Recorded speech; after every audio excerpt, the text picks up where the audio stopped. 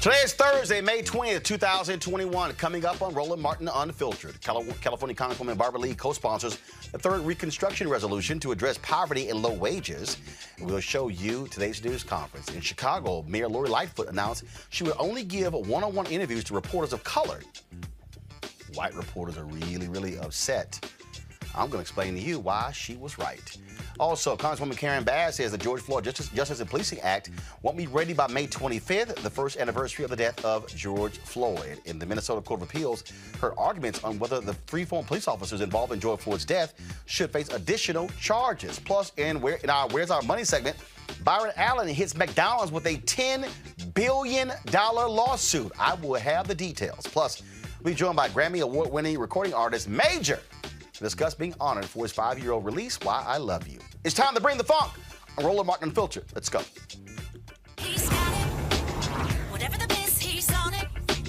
Whatever it is, he's got the scoop, the fact, the find. And when it breaks, he's right on time and it's rolling. Best believe he's knowing. Putting it down from sports to news to politics. With entertainment just for kicks, he's rolling.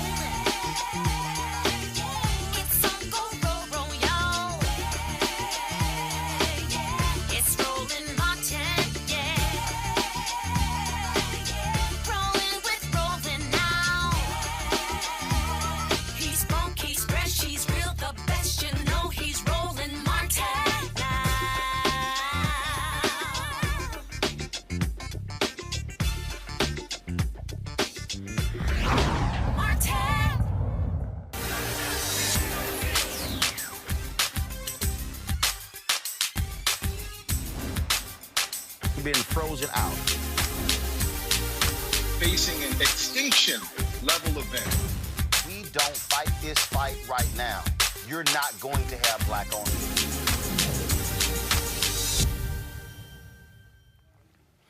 All right, folks, today in a courtroom, Byron Allen filed a $10 billion lawsuit against McDonald's, alleging they have discriminated against his company, Entertainment Studios. This is what the press release states that he issued today. Byron Allen's Allen Media Group, Division Entertainment Studios, and Weather Group, LLC, filed a lawsuit on May 20, 2021 against McDonald's Corporation seeking $10 billion in damages for racial discrimination and contracting in violation of federal and state law. According to the lawsuit, McDonald's intentionally discriminated against Entertainment Studios and Weather Group through a pattern of racial stereotyping and refusals to contract. Entertainment Studios, a media company owned by African-American entrepreneur Byron Allen, owns and operates 12 high-definition TV networks that are carried by over 60 multi-channel video programming distributors, including Comcast, AT&T, UVerse, Charter Spectrum, Dish Network, DirecTV, AT&T Now, and Verizon Fios. These networks feature lifestyle content with general audience appeal and are widely distributed to over 180 million cumulative subscribers in all 50 states. In 2018, Allen acquired Weather Group, which owns and operates the award-winning cable news network, the Weather Channel, and the streaming service Local Now. McDonald's is the world's leading global food service retailer with over 39,000 locations that generate over $100 billion in annual revenue. African Americans represent approximately 40% in McDonald's U.S. sales, with McDonald's taking billions of dollars each year from African American consumers. But of its approximately $1.6 billion annual television advertising budget, McDonald's spends less than approximately $5 million each year, listen to me, each year on African-American owned media. And it has refused to advertise on Entertainment Studios networks or the Weather Channel since Allen acquired the network in 2018. Per the lawsuit, the McDonald's president and CEO, Chris Kempczynski, makes approximately $11 million per year, which is more than double what McDonald's spends per year on all of black-owned media combined. The lawsuit alleges that McDonald's refusal to contract is the result of racial stereotyping through McDonald's tiered advertising structure that differentiates on the basis of race. The primary advertising tier for McDonald's is referred to as general market, and it constitutes the vast majority of McDonald's advertising budget. McDonald's, however, created a separate African American tier with a much smaller budget and less favorable pricing in other terms. McDonald's contracts with a separate ad agency, Burrell Communications, for this African American tier, thereby creating separate and unequal tracks for black-owned media companies to earn advertising revenue. McDonald's has created a discriminatory environment that is separate but not equal. According to the lawsuit, McDonald's relegated entertainment studios to the less favorable African American tier, even though the companies own and operate TV networks that have general market appeal and do not specifically target African American audiences. McDonald's does so because the companies are owned by Allen and African American. Through this stereotyping, McDonald's prevented entertainment studios and with Weather Group from accessing McDonald's general market advertising budget and deprived the companies of advertising revenue that otherwise would have been paid if McDonald's treated the companies the same as similarly situated white-owned companies. Now, Byron sent this out. This is the quote that he used. This is about economic inclusion of African-American owned businesses in the U.S. economy. Says Byron Allen, founder, chairman, CEO of Allen Media Group. McDonald's takes billions from African-American consumers and gives almost nothing back. The biggest trade deficit in America is the trade deficit between white corporate America and black America. And McDonald's is guilty of perpetuating this disparity. The economic exclusion must stop immediately. Now, folks, this morning, McDonald's released released a press release stating what they were going to be spending or increasing their spend with black-owned media. I'm going to pull it up in just one second. And what they did was, in this particular statement, they announced that they are going to be, give me one second, I'm going to pull this up right here. Just give me 1 second here. I want to show you guys this. This is going to be what I'm showing you is actually from Ad Age. So Ad Age posted this particular story. They posted this particular story today. And this is what it says: McDonald's will more than double ad spend with diverse-owned companies. Then it says in the article, McDonald's is promising to more than double its U.S. investment in diverse-owned media companies, production shops, and content creators by 2024. Over the next 4 years, it will increase its U.S. advertising spending with platforms owned by Black, Hispanic, Asian American, female, and LGBTQ people from 4% to 10%. Then actually the article goes on to say that they actually were going to be spending, there's a press release that was sent out, they're going to be spending their resources, they're going to be going from, and let me just find that because I want to show you what McDonald's sent out. What they sent out was that they were going to be also increasing their black spend from 2 to 5%. Now, why does all of this matter? You know, y'all know you've been watching this show. You've been seeing us talk about these particular issues. Yeah, this is the press release that McDonald's sent out today. In this press release, you see where it says they will increase their spending from 2% to 5% of national advertising spend over the next 3 years. Okay, now allow me to first of all let me read this quote here. We've been making serious commitments that are guided by our values, and with this latest move, we're taking action to advance diverse-owned companies across the marketing supply chain, said Morgan Flatley, Chief Marketing and Digital Customer Experience Officer at McDonald's USA. We're using our resources to support these platforms and businesses, which keep the brand at the center of culture while creating deeper relationships with our diverse customers, crew, and employees. Now, what Byron Allen also published was an open letter. That if y'all have the open letter, go ahead and pull it up, please. There was an open letter that he also published that was signed by several of us. I am one of the signatories on that particular letter. And what that letter stated, it was speaking to the issue of lack of a spend with African Americans and why it is important. Now, Let me go ahead and pull this up so I can, like literally, folks, this just came down. The lawsuit just came down. And so, so forgive me for being slightly out of breath here. But I want to pull this up so I can show you. So the signatories on this letter, Byron Allen, also Todd Brown, Butch Graves with Black Enterprise, Munson Steed with Rolling Out, and also Junior Bridgman, of course, who is a Coca-Cola bottler who also owns Ebony Media. He bought Ebony Media. Now, in this particular letter that we all agreed to sign, this is what Byron Allen states in here. Again, he says that McDonald's has spent approximately $17 billion in advertising promotion and very little went to Black-owned media, not to be confused with Black-targeted media. Simultaneously, as this is occurring, he wrote a letter to the CEO. He said, your own personal compensation package for 2020 totaled just under $11 million, more than double the approximate $5 million that McDonald's spent with all of Black-owned media combined last year. This is indefensible. Now, this is what he also says. He says, we're not, he said point blank, he said that, says in here that McDonald's has a racist and very toxic culture. He said, to be clear, this concerns Black-owned media and not minority-owned media. Because minority includes white women and large corporations like McDonald's often hide behind and tout their minority diversity records while continuing not to do business with Black-owned media companies. Now, let me speak to this. Here's the argument that we have been making for quite some time. African Americans are representing a significant market share of various companies, McDonald's, General Motors, Toyota, Target, and we can go on and on and on.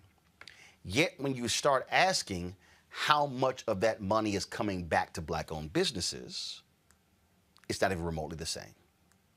In fact, what we're seeing is that there's a wide disparity. About $170 billion is being spent every single year on advertising in the United States.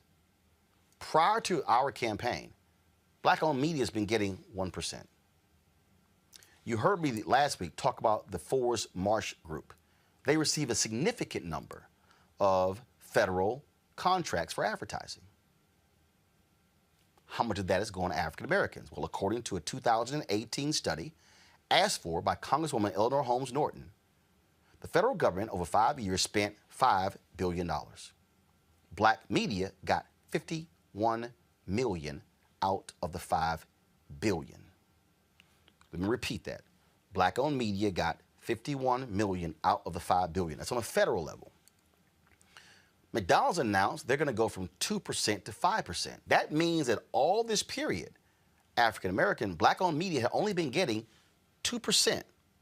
According to Byron Allen's lawsuit, African-Americans represent 40% of McDonald's customers. 2%, 40%. Now, I know for a fact that there have been Black executives at McDonald's and Black McDonald's franchisees who have been pushing the company to do more. For the last 2 years, I keynoted the National Black McDonald Owners and Operators Conference the last 2 years. I spoke about economic apartheid and economic inclusion and how these companies must do better. So the lawsuit from Byron Allen should not be a surprise when we start talking about the lack of inclusion. There are some of you who may be watching and you might be saying, okay, Roland, I don't really understand, like really what's the big deal? Folks, this is why we're broke. Economic apartheid is being practiced in America. If Black-owned companies are not getting advertising dollars, are not getting legal dollars, bond dollars, accounting firms, engineering firms, architecture and design firms. I mean, I can go on and on and on. I'm not talking about companies hiring a couple of Black consultants and paying them $60,000, $80,000, or $100,000. I'm talking about what happens when we're not getting 10, 20, 30, 50, $100 million. So let me just give you another example so you can understand the difference that this makes. So let's say we here at Roland Martin Unfiltered, let's say we, all of a sudden, go from where we are now, and we all of a sudden let's just say go to $25 million a year. Okay? I want you to think about this. Let's say we go from $2 million a year to $25 million a year. Let's say I decide to pay a reporter $100,000. Let's say I decide to hire 20 reporters at $100,000 each. That's $2 million. Okay? So let's say I decide to hire 5 editors to supervise those 20 reporters at $150,000. Then that comes out to $750,000. Okay? Which means I could hire 25 staffers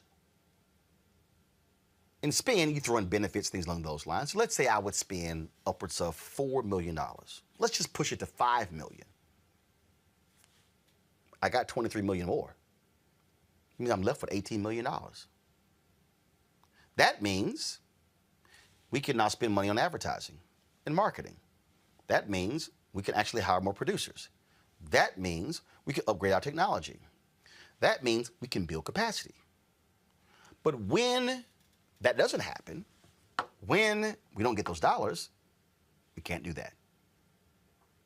If y'all want to understand why Black America is in the condition that it is in right now, it is because in the history of the United States, economic apartheid has been practiced. In the history of the United States, we have been frozen out of every sector of this society. And folks want to say, hey, but we're all equal. The argument that I make is very simple. If you are a company in America and you are receiving significant dollars from Black people, money should be coming back to Black people. What do I want to see at McDonald's?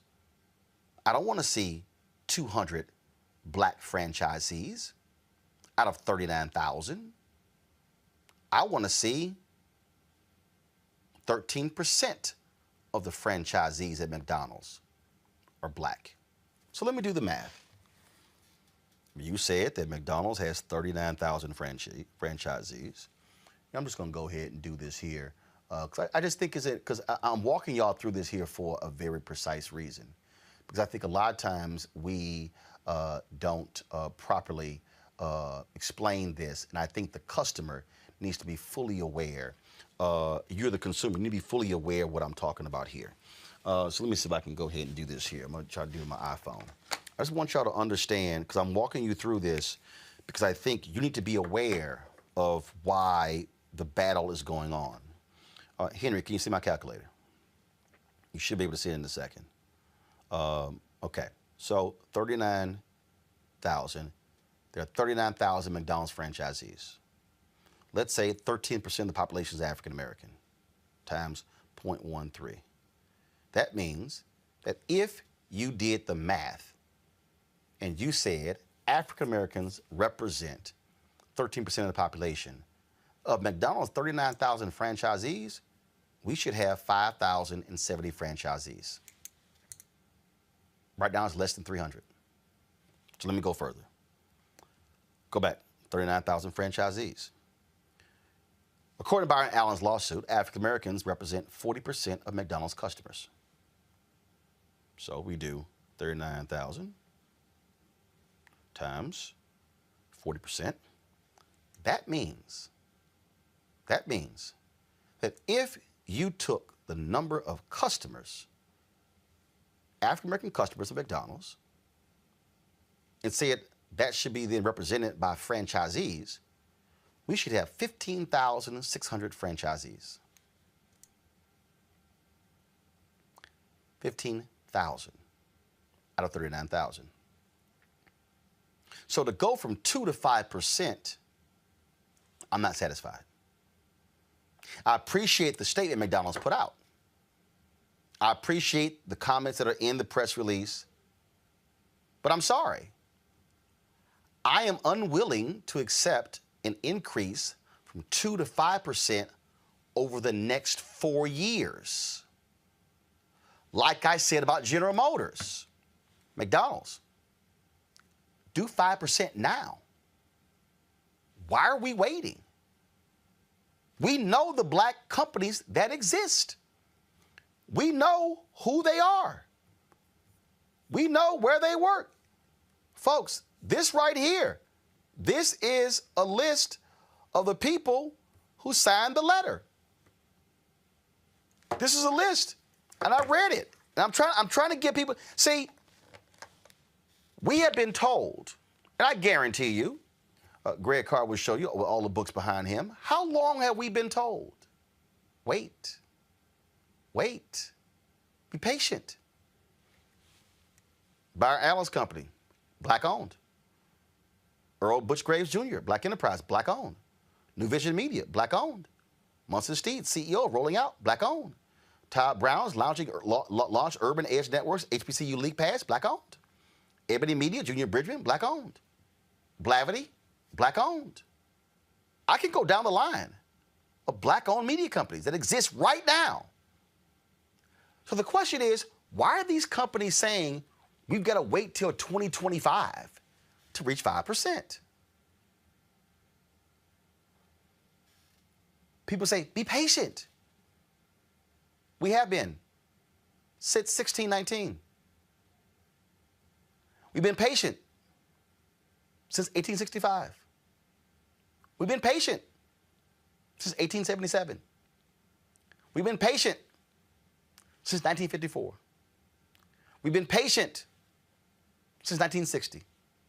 Patient since 1968. African Americans will never, ever, I need everybody listening to me because I need you to understand what I am saying. We are no longer interested in talking about economic freedom. We are interested in practicing it. We're not interested in press releases. We are interested in direct deposits. We are not interested in talking about how do we get to that gold at the end of a rainbow. We're talking about depositing it. This generation is simply trying to fix this for the next generation. We're in the third Reconstruction. We're going to talk about that in a second. We're in the third Reconstruction. The first one failed because it didn't address the money. The second one was good, but it didn't address the money.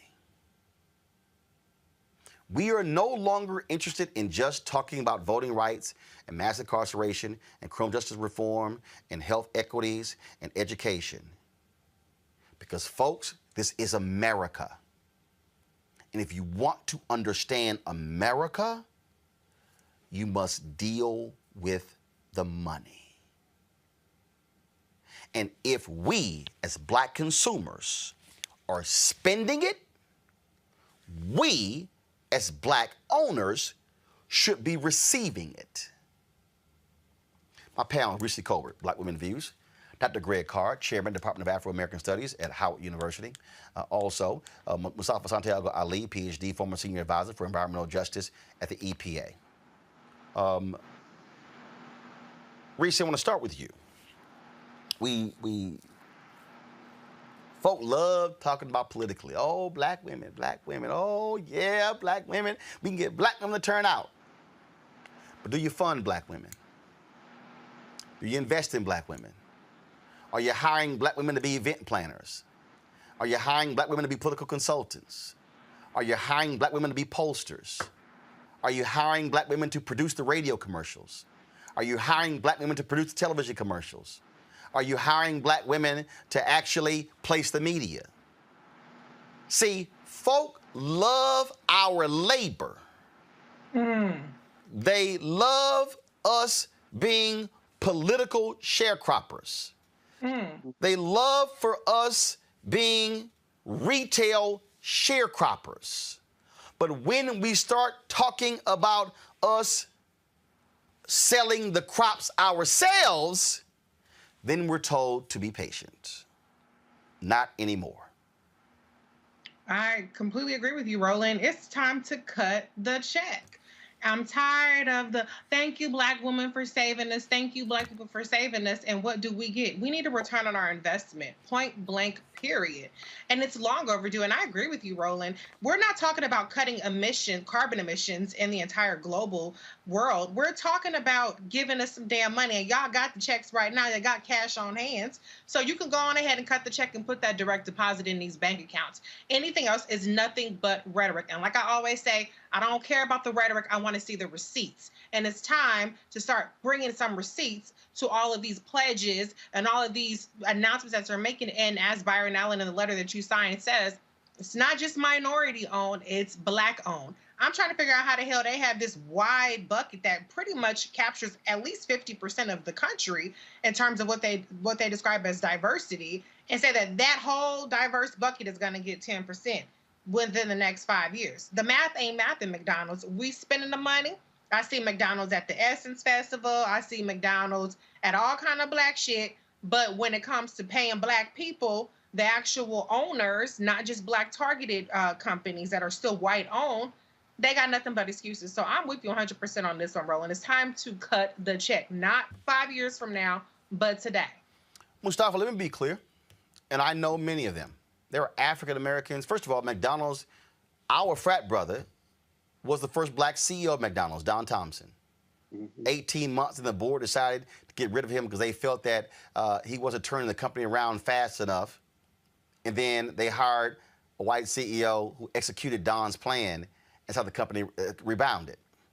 That same CEO got ran off because he was having sex with employees. But the thing here, that means the white CEO replacement, not Don Thompson. But so here's what I do know. I know black people who have been executives working inside who have been sounding the alarm. I know black franchisees have been sounding the alarm.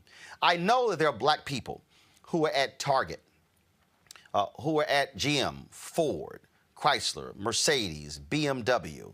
I know they are in every major corporation, fighting a good fight, trying to get these corporations to do right. They know the data. They know black people and what we're spending. They understand our spending capacity. Well, the corporations are playing games when it comes to supporting. And the thing is this here, we know we exist. So the reason we have small businesses can't build capacity, can't get dollars, can't build capacity. And so what this is about is, this is about saying we're no longer interested in companies giving aid to black America, giving charity to black America, being philanthropic to black America. What we're saying is, no, this is investment. This is ROI. This is a return on investment. We are investing in you with our dollars. We expect you to support our businesses. Yeah, you know, this is about power. That's what it's really about, because they know if we build economic power, then many of the things that have been going on inside of our communities, because we didn't have the resources to be able to properly fight back, that paradigm then changes. This is an old narrative that we are dealing with, but we now have 21st century solutions to this old narrative. This is, as you led off with, about black farmers not being paid the same as white farmers for bringing in the exact same crops. This is about black folks paying money to sit in theaters and then being told you have to sit in the balcony or in the back. This is about black folks paying the same amount of money to get on a bus and then being told to sit in the back of the bus or in the back of the train. So this is about also disinvestment and the extraction of wealth outside of our communities. So they will take our dollars, but then they also disinvest in our entities, in the structures that are necessary for us to be able to, one, fully compete, and two, for us to be able to also make sure that the proper narratives are being shared. I saw it in the federal context. You talked a little bit about federal dollars and how folks would raise it, but then people would just kind of fluff it off and say, well, you know, we're making sure that white women and other minorities are being taken care of in this federal contracting and subcontracting space. You know, whether it's McDonald's or GM or whoever it is, if you want our dollars, then you have to also be willing to reinvest back into our communities at a fair share. And until that happens, there cannot be economic justice. And we should actually be utilizing our dollars better and saying that if these companies, these corporations are not willing to do the right thing, then you will no longer receive our dollars because there are other choices that we can move forward on. Now I want Greg to really focus on this one. Because I see people in the chat going, boycott. See, that means you haven't studied your history. It was Reverend Leon Sullivan who created the apparatus that led to Operation Breadbasket. It was Operation Breadbasket he presented to Dr. King. Dr. King adopted that as the national program for SCLC. And then he picked Reverend Jesse Jackson Sr. to run it. I told y'all, if you read Martin Depp's book, you'll understand. Boycott was not first on the agenda. It was last. The mistake that people make, Greg, is they yell, boycott! But you have not informed anybody. You haven't taught anybody. You haven't made a demand. You haven't made an ask. You haven't negotiated a deal. If you understand Operation Breadbasket, you will understand that it was after the people were informed, the people were educated. It was after they collected the data to understand what they were asking for. It was after they then said, we want to see black executives, black hires. We want to see money invested in black banks. We want to see black businesses getting contracts. It was when the companies refused, after a period of time, then they went to the pulpits and said, we will now take direct action. What I need everybody listening to understand is you've got to learn to stop being emotional by yelling boycott when you ain't playing nothing, when you've informed nobody, when you haven't taught anybody. So people just running around going, boycott, boycott, boycott. No. See, the announcement today, and again, I appreciate the announcement from McDonald's that they're going to go from 2 to 5% on black-owned media by 2025. Roland is saying, thank you, but we're not waiting for 2025. Do 5 now. And in fact, make your goal 13. The goal for me is not 5. The goal for me is 13. If we're spending, if Byron Allen's number is right, that black consumers represent 40% of your market, well, the least you can do is spend the percentage that African Americans represent in the population. So I need black people to pump their brakes on social media when they start hollering certain things, unless you put in the work to properly organize and mobilize your people. Greg? Greg, we can't, hold up. I think you're on mute. Okay. Now we got you.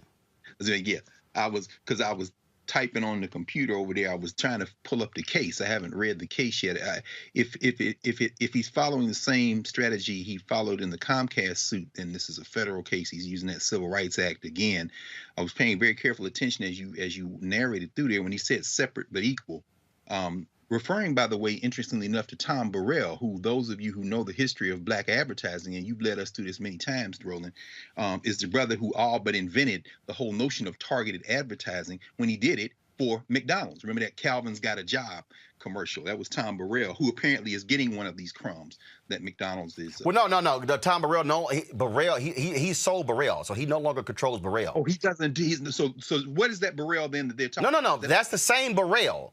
He sold his partners, McGee, Ossie, Linda, and others. He sold from when he retired. He sold Burrell to them. That's right.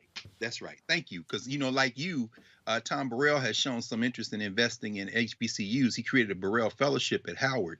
In fact, this is after his book Brainwashed came out, where he's showing how this thing manipulates, how these companies manipulate our buying trends, which actually speaks to the heart of what you're raising, Roland. You know, individuals don't beat institutions. And you can't have a boycott if there's no we. And in this country, there is no we in terms of black people. Black people are a demographic. You know, there's micro-targeting, there's the advertising, try to get us, you know, you read Manny Marable's book, How Capitalism Underdeveloped Black America, even the development of things like flavored sodas was targeted with black folk. You change the color of the sugar water, make it red, call it cherry, make it purple, call it grape, and then micro-target. This is what Pepsi did. And there's, like I said, there's a bookshelf of stuff's been written about this. But what you're talking about, Roland, there are a lot of moving parts, brother. And it's difficult. Near the end of his life, as Dr. King said, we need to redistribute the pain in terms of the selective buying movement. That came at the tail end of a lot of work. And of course, Reverend Jackson continued that, expanded it, the whole Wall Street project, the whole idea, whether it be beer distributorships or Wall Street, whatever you want to say. I mean, the idea of targeting. But here's where I think, for me, it's just very fascinating. Because again, this is breaking news. I was trying to look up the case. I haven't been able to locate it on the docket, but I'm going to read it. And realizing that Byron Allen has said over the next 2 years, he wants to invest up to $10 billion and become the largest television network in the country. He bought, what was it, 5 or 6 television stations last month for about $380 million. But I'm saying all that to say that we have someone in Byron Allen, and I'm the first one to say, look, my objective is black liberation. So, you know, I was pretty hard on Byron Allen and will continue to be. But at the same time, recognizing that you need a Byron Allen to kick in a door, because we don't have an individual with enough institutional clout and the willingness to exercise it to kick that door in, unless you get somebody like a Byron Allen or Oprah Winfrey or, you know, something like that. But I'm saying that to say this. My questions, I have a lot of questions. One would be, if he kicks in that door, because you all are signatories to that letter, and I read some of, you know, I was able to find the letter. I was reading the letter. I'm saying, like, McDonald's spends $1.6 billion a year on advertising, and only like $5 million of that goes to black-owned people. Okay, yeah, if you can increase that, and certainly to the if the demographic is right, 40%, then you're talking about a huge windfall. The question becomes, right, what do the black controlled companies do with that money? Right. Is it like corporate America, where you basically engage in stock buyback and then you sit back and you put your picture on the cover of Oprah magazine or Essence and say, be like me? Or are you going to ride us to glory? This is my question with Byron Allen. Well, here's the deal. First of all, Byron's company is privately owned, so there's no stock buyback. Urban One is publicly traded. I saw a press release today where they were praising the McDonald's announcement for helping their stock price go up. Okay, but the thing here is, so let me unpack this. So I need people to understand, because again, we're talking about money here. The reason black-owned media is small, the reason black newspapers are small, the reason all these entities are small, because we've been suffocated out of the dollars. I'll say it again. I got no problem saying it. This is very simple, folks. If this company is able to get our fair share, if we are able, and I need everybody to hear what I'm saying, and I got no problem for anybody coming back to check, if we're able to secure $25 million in this advertising revenue, 30 people will be hired. Show me, I don't know if you got 30 black journalists at the Washington Post. See, this is the difference. Then we go for not one show, but to 12 shows. That's what, so all of a sudden, you're able to build capacity.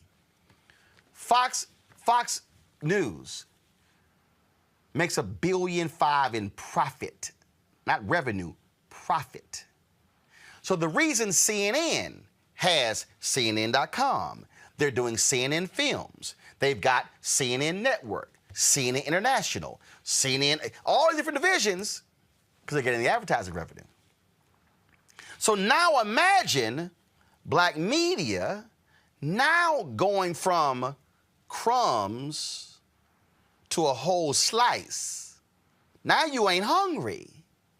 Now, see, let me not go into academia.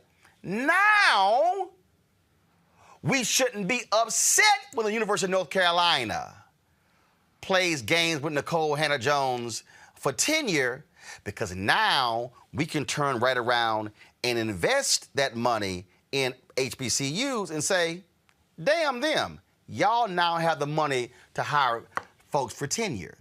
See, now, and that's just a current example of what happened. See, where we are now, I need everybody listening to my voice to understand this. Where we are now is our entire black infrastructure is predicated on philanthropy. The NAACP is solely existent on corporate donations. So truth be told, and the NAACP does great work, but the reason the NAACP can't really go hard, because when you're funded by corporate America. See, when Patrick Swigert was president of Howard University, he came on my radio show, WVON, and he was talking about the $250 million capital campaign that Howard was going through. And he proudly stated that 65% of the money for the capital campaign came through corporate donations. I said, Brother Swigert, that does not make me happy. He said, well, why? I said, well, Brother Swigert, if corporate America decides not to give, Howard falls. I said, so it should be 65 individual, 35 corporate.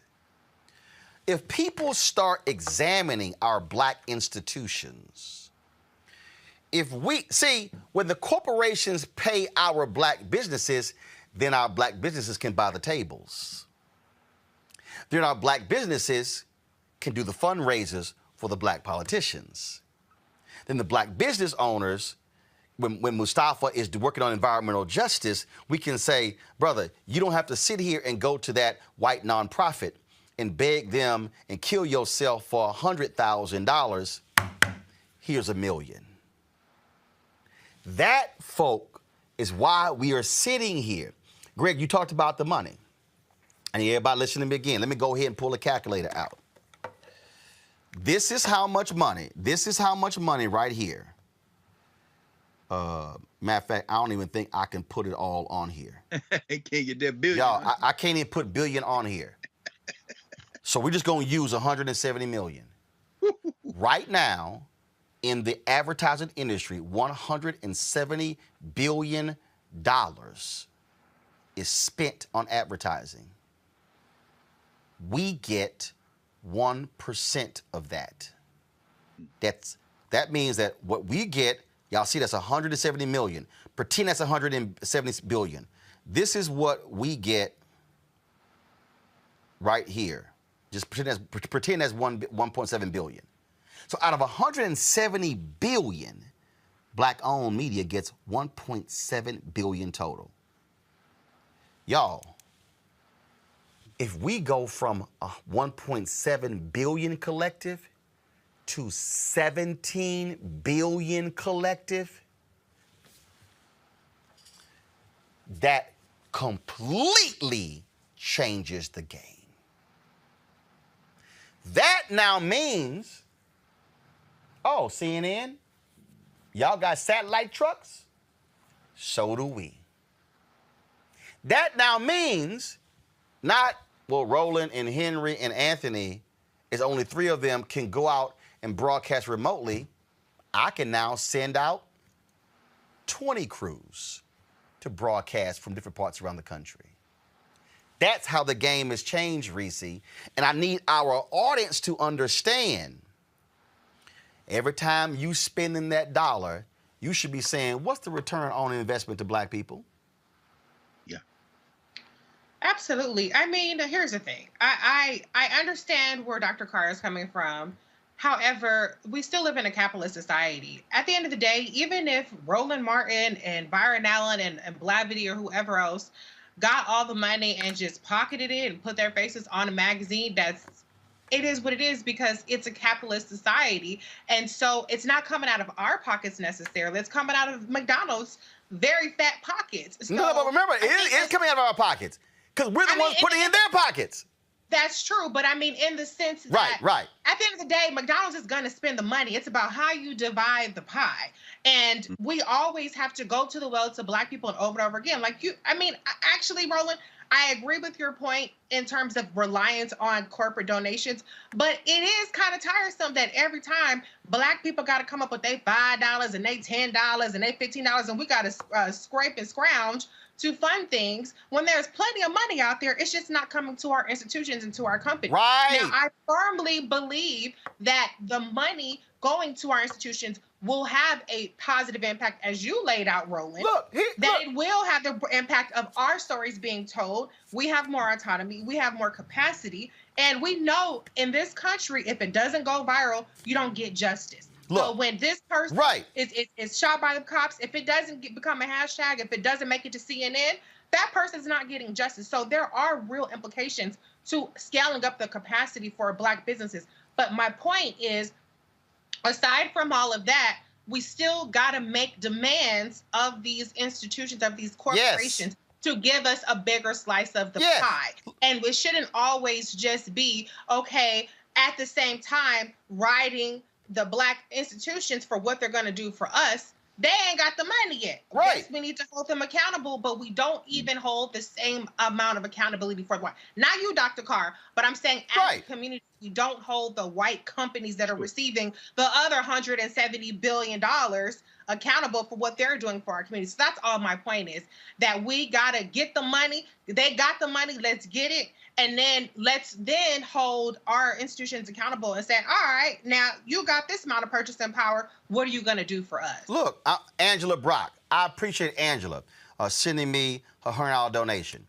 Jarius Finney, $50 donation. You have Jairus had actually two $50 donations. I've had other people. I deposited 30 checks last night. Y'all, if we are getting our fair share, I ain't got to ask y'all to send money via Cash App, PayPal, Venmo, Zelle, money order, check. That's how they. So I need everybody listening because I need y'all to see how we connect this thing. If they're properly advertising with us, Angela gets to keep her 100 and invest it how she wants to. Now, granted, she's investing in the show, and I greatly appreciate it. What I'm trying to get y'all to understand is Angela now can say, well, I don't have to give Roland the 100. I can now give it to my college or a scholarship fund or my community group. Same with Jarius. See, that's the thing, Mustafa. When we step back and look at how we are systematically frozen out. I keep telling everybody who's listening, public workers, black public workers collectively are the richest group of black people in America.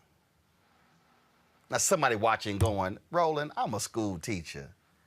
Boo. Your school teacher money funds the teacher's pension fund. Mm-hmm. Who do you think are the biggest investors on Wall Street? Pension funds. Mm-hmm. Who do you think venture capitalists go to launch their firms? Pension funds. When you hear private equity, pension funds. So all these black people are workers. You've got people on the state level managing pension funds. Most don't look like any of us. Then they are then they're hiring companies, investment firms, to invest the money. Don't look like us.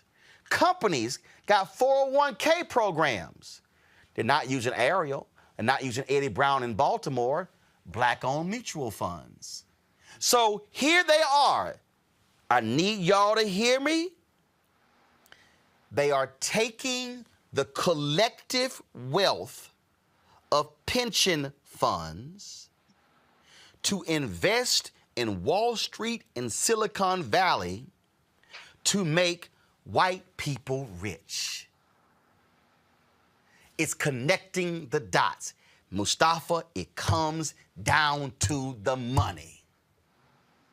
It's about economic power. You know, if we get people to understand that, then and begin to unpack where those opportunities lie, then that's when we can make real change happen inside of our organizations and inside of our communities. The resources build the infrastructure along with the ingenuity and innovation of the folks who lead those organizations.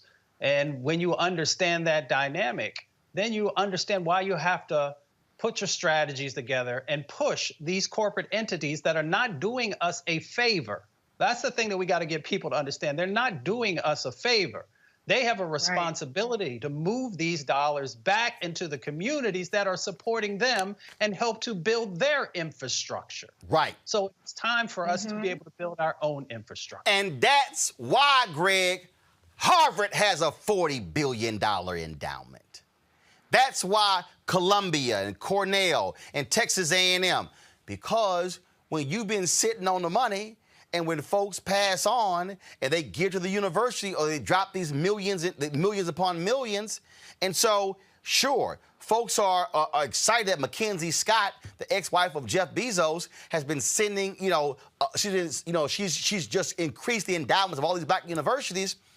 But I need our people to understand, when we're frozen out of all of the economic sectors and all we're getting are crumbs, that's why it makes it harder for us to fund our institutions, because we ain't getting the dollars.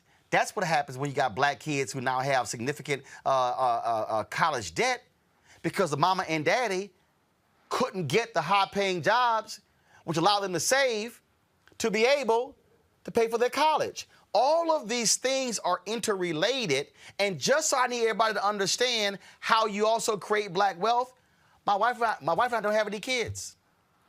Which means that if I create a multi-million-dollar business and I decided to leave it to my 13 nieces and nephews, Roland's work with my wife now has created 13 black millionaires. That's what they've been doing. And so to everybody who's like, I don't know why y'all making this demand and lawsuit, because this ain't about an individual. This lawsuit is not about Byron Allen. This fight is not about, because trust me, I was on the phone with Byron today before I came on the show. Byron says he is prepared to file 3 lawsuits a week against major companies in America because he has the money to spend it. Right.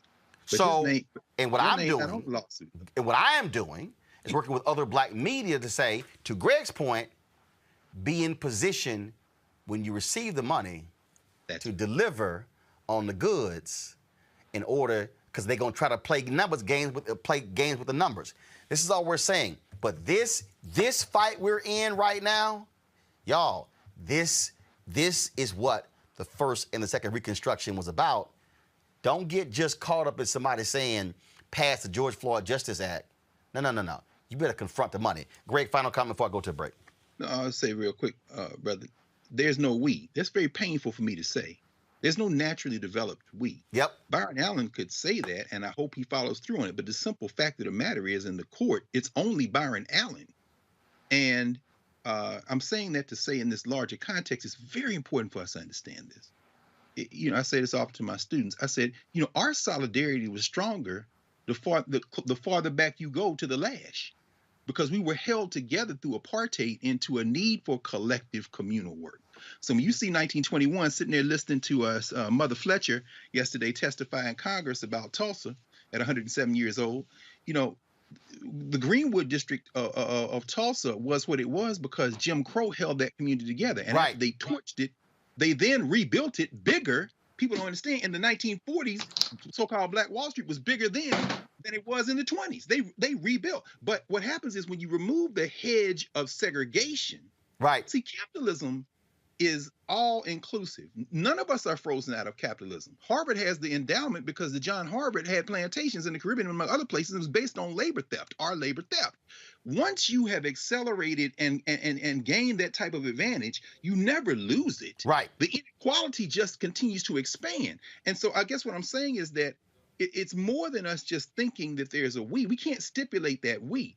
We have to develop that we. Right. And so otherwise what capitalism does is, see, what you can create is a class of Black million and billionaires who will then move in their own class interest against anybody. This is why public policy is so important. There's a lot of moving. I know we gotta go on, so this is very important, and so we won't have time to talk about it today. And this maybe develop. Maybe you could pull together a conversation about this. This is why we have to think about this in terms of all these moving parts. I'll end with this.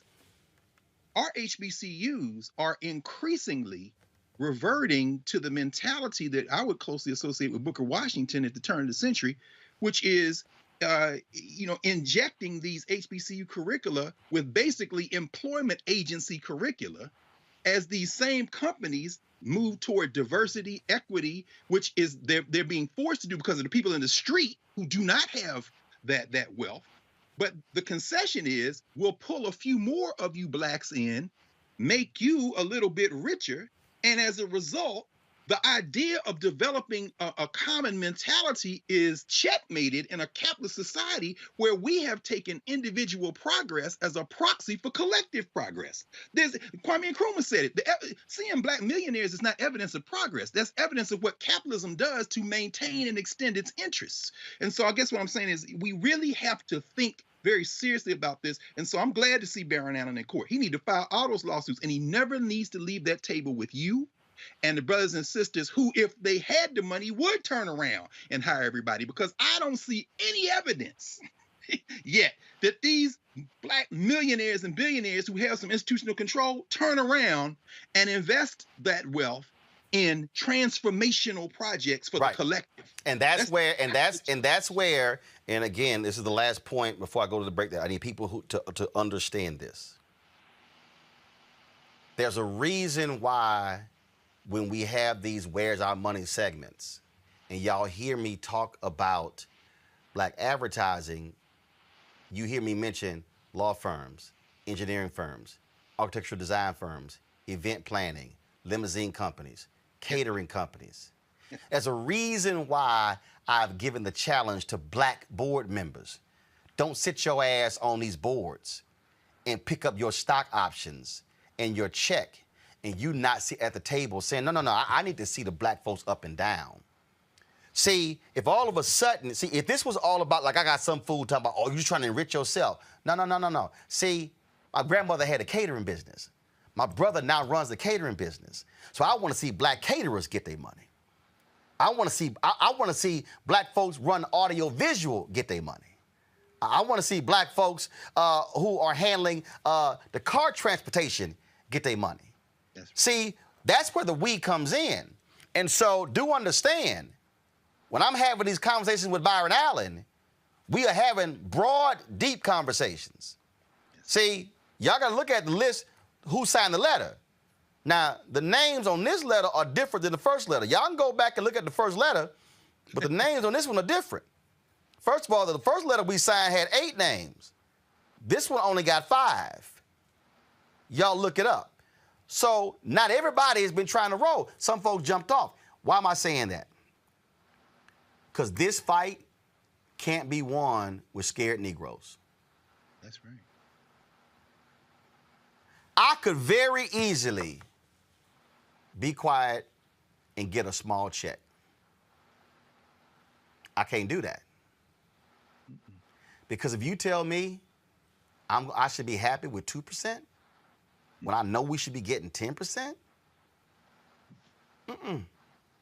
no, I'm not happy with that.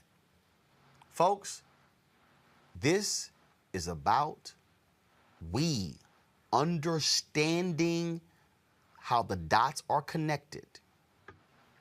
And if we Because remember, we are talking black-owned advertising. When you start talking about black supplier development, it's a whole different conversation. I'm saying we should be getting 10% of McDonald's ad spending. We should also be getting billions in black-owned supplier development. And I'm talking about everything they need, cups, janitorial, you name it, going down the list. But I need our people to stop being scared. I need our people to understand, scared money don't make money. And the only reason we're even sitting right here now, because we had some black folks who had the courage to stand up to systems in this country. When we fought CNN, I called Bernard Shaw. And I said, Bernard said, Roland, every generation has its turn. Now it's your turn. We had our turn, now it's yours. I'm 52. A young brother or sister right now in high school or college should not be fighting the 1% battle 30 years from now. That's right. So this fight, y'all, to all you fools who are saying, oh, it's all about you. No, actually, it's not. Byron's 60. It's not even about him. It's not about Todd or Junior or Butch. No, it's actually for black-owned media 50 years from now. Because if we don't do this fight right now, 50 years from now, they're going to be having a 1%, 2% conversation. And you're going to have Negroes fighting over crumbs, happy to get 1% and 2%. As Denzel said in Malcolm X, I'm not satisfied. When we come back, we'll talk the third Reconstruction on Roland Martin Unfiltered. Are you trying to say that as of January 20th, that President Trump will be president? That depends on what happens on Wednesday. President Trump won this election. You think the election was stolen? Absolutely. At this point, we do not know who has prevailed in the election. This fraud was systemic, and I dare say it was effective. This is a contested election. President Trump won by a landslide. Move them this way! The outcome of our presidential election was seized from the hands of voters. We have to make sure that they look into what has been the theft of this presidential election. Joe Biden lost and President Trump won. Whatever happens to President Trump, he is still the elected president. I would love to see this election overturned. No one believes that this guy got 80 million votes. It doesn't feel right. It doesn't look right. No ragtag group of liberal activists will be allowed to steal this election. The president wasn't defeated by huge numbers. In fact, he may not have been defeated at all. Over the next 10 days, we get to see the ballots that are fraudulent, and if we're wrong, we will be made fools of. Hi, my name is LaToya Luckett. Yo, it's your man Dion Cole from Blackish, and you're watching Roland Martin Unfiltered. Stay woke. Folks, today on Capitol Hill, Reverend Dr. William J. Barber joined members of Congress to call for a Reconstruction resolution to confront what's happening with the poor in this country. This is what they had to say. We know that if we're going to get the omnibus legislation necessary for a third reconstruction, fully addressing poverty and low wealth from the bottom up, we must address several interlocking injustices simultaneously. You can't separate them anymore. Systemic racism as it relates to all of racism, against black people, brown people, indigenous people, Asian people, and the collateral damage done to white people because of systemic racism. Systemic poverty, ecological devastation, denial of health care, the war economy, and militarization of our community, and the false moral narrative of religious nationalism. We know that the cost of not addressing inequality is too high. This is the question we ask the media to ask, because we already know what the criticism will be. Well, how much does it cost? But Joseph Stiglitz, A Nobel Peace Prize economist said for us, this is the real question. What is the cost of inequality? What is the cost of leaving it as it is? This is a moral issue rooted in the commitments of our Constitution, that the first thing we swear to is to establish justice, promote the general welfare, and to ensure equal protection under the law. This is a moral agenda, but a moral agenda from my faith tradition, this is Pentecost week for me as a Christian. And in Pentecost, morality is not just folk coming together and singing we love each other. It is coming together by the Spirit, building a community where there is no lack. So a moral agenda is also a sound economic agenda. We must preach good news to the poor. Those who... Greg, in that first segment, you talked about public policy. That's what Barber is talking about when we talk about the third Reconstruction, dealing with public policy and how to impact what's happening with the poor. You're absolutely right, Roland. I mean, and listening to Representative Lee and Representative Jayapal today, as they talked about this Reconstruction resolution. Mind you, not legislation, a resolution, just trying to get into the conversation. It really ties directly to what to the large conversation we were having just before the break. You know, you don't transform a society in a modern world system built on capitalism. You don't transform it through capitalism. You have to organize people. And so what I'm saying is that when we heard Reverend Barber and then Representative Jayapal and Representative Lee today, you know, when you talk about 140 million poor people or people who are just a step from disaster, as Representative Lee said today, and you emphasize the fact they make up 30%, that we make up 30% of the electorate, then what you're saying is that public policy is the way that those who are not the winners in a winner-take-all zero-sum game called global capitalism, believe me, capitalism doesn't stop at the U.S. border. What's going on in Palestine right now with Israel, what's going on in Africa and the Caribbean and Latin America has a direct connection to why you pay so little for draws in Walmart. But I mean, without getting into that, public policy in this country means Barber and all are saying, we must now redistribute resources. Because if you don't redistribute resources, if you don't eradicate poverty from the bottom up, as he said, and as Representative Lee said today, here's what's going to happen, because capitalism is really unsustainable.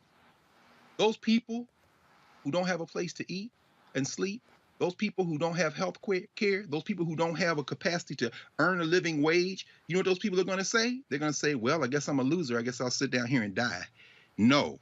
As the dude told me when I was getting my doctorate at Temple, and I saw the brother, he said, man, they getting around of layoffs over here. He worked on the crew at Temple. I said, what you gonna do, man? He said, I'm gonna get this last check and buy a pistol and a ski mask. See, here's what people don't understand about capitalism. It is unsustainable. You know how you stop war? You create a society where people don't feel like they have to go out and rob somebody, damn it, because you ain't got enough police. We're going to talk about the killers a little bit later. But what we're seeing now is the result of stratospheric inequality. And that's what Reverend Barber, Reverend Theo Harris, the Poor People's Campaign, and the tradition of Martin King and everybody else is trying to stop before it spins out of control. And we all out here trying to find a gun. And that's when you're going to find out the Second Amendment ain't worth the paper it's written on, because you ain't going to be able to get a gun. See, Reese, this is one of the reasons why when all these companies were complaining, they were complaining about, you know, these unemployment benefits. And I got a tweet earlier, and I wish I can remember who sent it to me.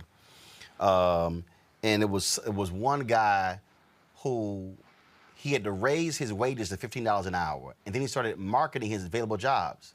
Guess what happened? They all got filled. Then guess what happened? He didn't see a drop off in revenue. See, what you're seeing with this what you're seeing when people demand $15 an hour, you're seeing people say, y'all want somebody to work for $7 an hour, you're not providing any child care, I don't have transportation.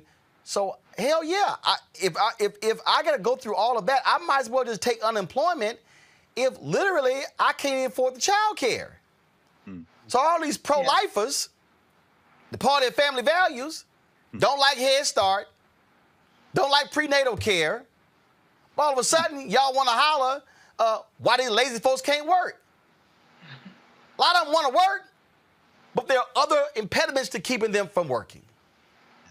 Absolutely. I mean, and here's the thing that's so crazy about this is there are public policy proposals, there are politicians that are actually trying to get to the root of this problem. But what's happening, the number one way to combat that is not actually through this capitalism, it's actually through this propaganda campaign, this disinformation and misinformation campaign that keeps people distracted, that keeps people dumb, that keeps people ignorant, that actually empowers their ignorance through all of these through all this false information to turn them against the very people that are actually trying to propose the solutions that will uplift their lot. That is the craziest part about the society that we're living in. So I understand Dr. Carr's position about capitalism and being unsustainable, but I think one of the really pressing issues that doesn't get enough attention is how unsustainable our society is if we continue to live in a society where we don't agree on a basic set of facts, where we don't live in a fact-based society. We don't live in a science-based society when it comes to this pandemic and the vaccine, for instance. We don't live a fact-based society even when it comes to our politics. And I've seen this. I'm not going to invoke any names because we don't have enough time for all that. But I will say I've seen time and time again where people are against let's just say the CBC, for example. The CBC gets more shit than Mitch McConnell and Kevin McCarthy and any of these other, even Donald Trump did at the time.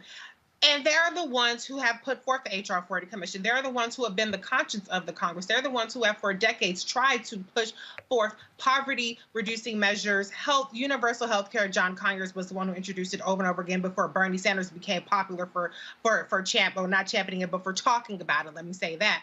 And so we have a disconnect in between where we have people that are so blinded and so captivated by disinformation that they're actually making it that much easier to keep them down because they're not supporting the people. And it's not a magic wand, but it does start with actually supporting the politicians at every single level that are actually proposing these solutions. Mustafa. Well, you know, I know policy. And, you know, it's interesting. When we talk about poverty in our country, you know, it is debilitating to the mind, to the body, and to the spirit. And when you look at the policies that are connected to each of those elements, then you understand the dynamics that are happening in America. You know, we understand the lack of investment that is happening around education and accessibility, and how we are unwilling to pay folks who are actually creating the next set of leaders for our country. So that says something about our country and where we place value on individuals. When we talk about the body, there's no reason for folks to be dying prematurely from air pollution, or when they turn on the tap that they can't have clean water coming out, or being exposed to lead.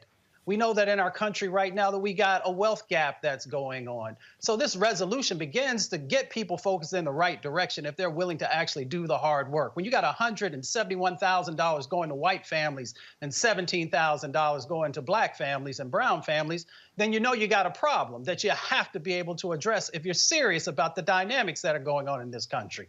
When you got 24 million people who are dealing with food insecurity and living in food deserts, and 25 million people who are in physician deserts and medically underserved areas, and they can't actually even get to a doctor, even in a COVID-19 pandemic, then you know you got some problems that are going on. When you got 500,000 people who every night in this country are going to bed homeless or housing insecure, that goes back to the poverty part of what Dr. Barber was talking about.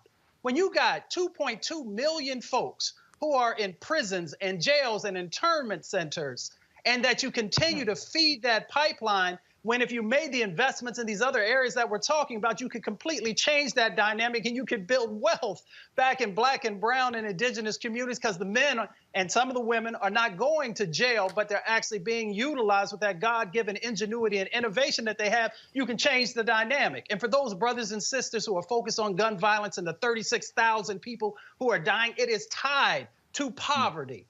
Yes, people are making choices. People are losing hope because folks won't invest in them.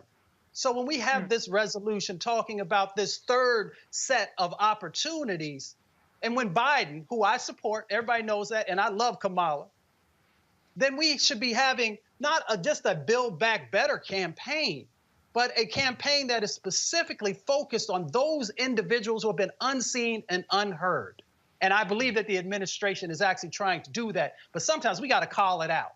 Who are the folks who are in pain right now? Who are the folks who have been disinvested in? And are we serious about changing this system? Our brother W.E.B. Du Bois shared with us that the system was not designed for us. That's right. But I think we can change that dynamic here. In the 21st century, we can make some decisions about if we really truly want to embrace everyone in our country, do we actually want to truly lift everybody up? Then that means we have to have intentionality. And we have to have intentionality in making sure that policy, which has been infused with racism and discrimination and biases, that is extracted and that is no longer allowed, and that there is penalties for those who continue to utilize those types of practices, whether on the federal, the state, the county, or the local level. That's right. Hear, hear. We can leave it at that. The George Floyd Justice and Policing Act, folks, will not be ready for a vote by May 25th, the first anniversary of George Floyd's death. Congressman Karen Bass emphasized that the bipartisan group working on the police reform bill wants to get it right. They haven't come to terms yet. She suggested the legislation could still be voted upon in the coming weeks, and she's hopeful it will hold up in the Senate. Qualified immunity and a federal provision known as the color of law are two terms still being negotiated. The bill seeks to ban chokeholds and no-knock warrants and racial profiling at every level of law enforcement. You know, Reese, a lot of people keep, black folks been hitting me, man. How did they pass the anti-Asian hate bill? And they ain't moved on this. First of all, to everybody who, I see Greg shaking his head. First of all, most of y'all fools ain't read the damn bill. Exactly. You ain't read it. Don't hurt him. No. You ain't read it. It is not a specific Asian bill. I mean, that's how dumb this is. And so a bill like the George Floyd Justice Act is already passed the House.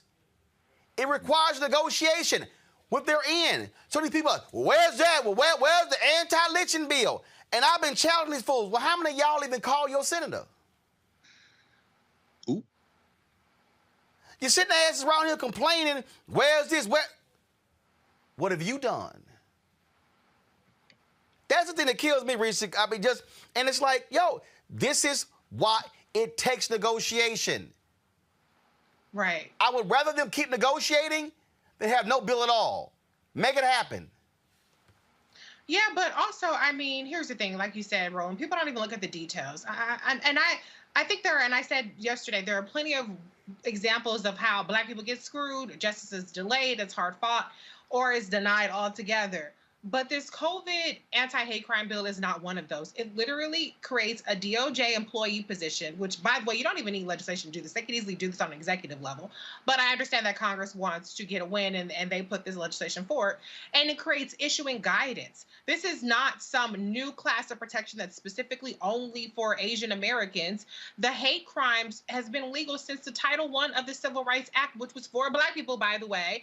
And then in 2009, you have the Matthew Shepard and the James Byrd Jr. Hate Crime Act that was attached to the defense authorization. And so this isn't some, all of a sudden now we care about hate crimes. Where is the Afro-American hate crimes bill? What are you talking about? Did you miss the 1960s? Did you miss the Civil Rights Act? Why are y'all mad about shit that has been in place for decades when we have the George Floyd Justice and Policing Act, which, by the way, when it was introduced, what went viral that day?